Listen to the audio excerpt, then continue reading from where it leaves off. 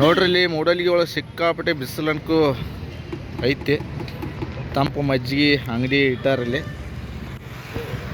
ಮಜ್ಜಿಗೆ 10 ರೂಪಾಯಿ.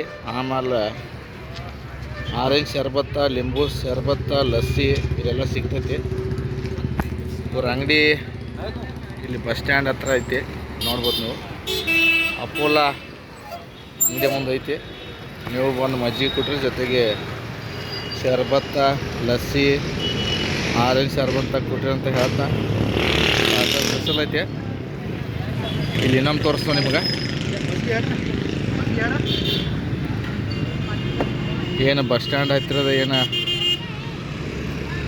ರಸ್ತೆ ಐತಿ, ಇಲ್ಲಿ ಅವ್ರ ಅಂಗಡಿ ಅದಾವ.